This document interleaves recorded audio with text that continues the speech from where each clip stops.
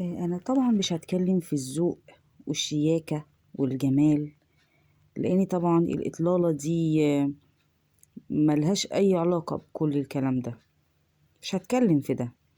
أنا بس هتكلم بس يعني دينيا، أخلاقيا.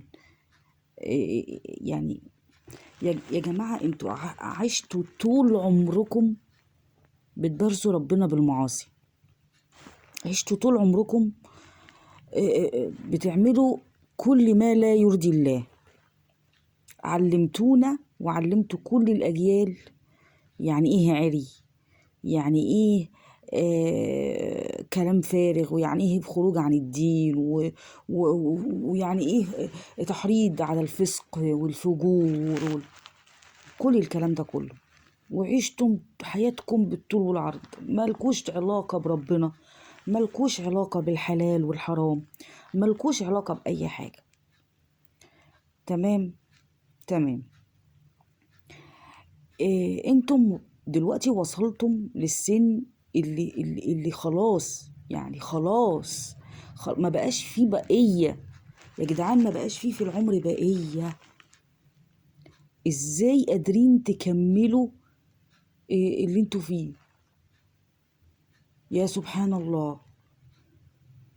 يعني حقيقي احنا بنشوف آيات ربنا في انه طامس على قلوبكم، طامس على قلوبكم.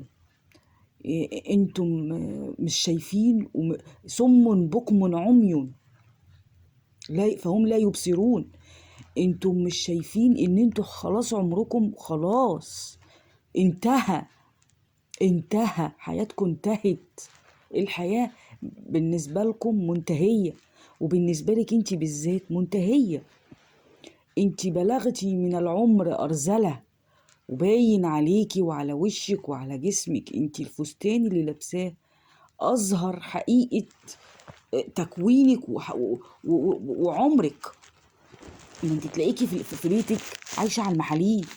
في بيتك تلاقيكي ما بتقدريش تدخلي الحمام الا الناس بيسندوكي، ولا ممكن تكوني بتلبسي حاجات في البيت عشان ما تقدريش تخشي الحمام، والله اعلم. ولما بتطلعوا قدام الكاميرات سبحان الله، يعني الشيطان زي اللي يكون بيسندكم عشان تفضلوا على معصيته. من عاش على شيء مات عليه، من شب على شيء شاب عليه.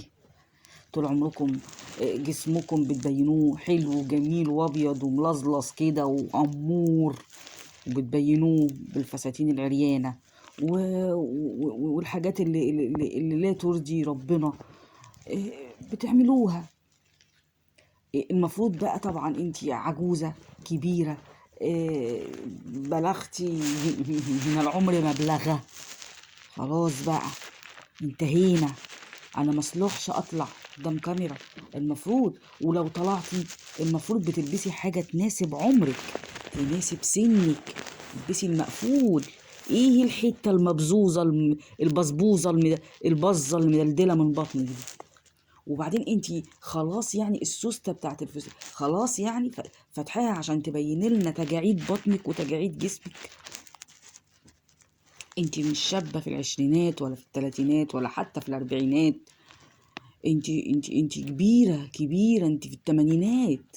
في الثمانينات يعني انتي خلاص قولي يا رب، قولي يا رب.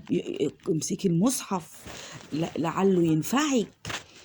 عشتوا حياتكم وضيعتوا حياة الناس بالمعاصي اسمع، خليكي في الحياة الآخرة بقى، انتبهي لها بقى، لأن هي دي اللي قدامك، هي دي اللي قدامك. خلاص رجليكي ده غرزة فيها خلاص.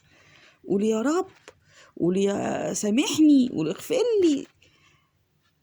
ولكن تقول ايه وتعيد ايه، تعيد ايه؟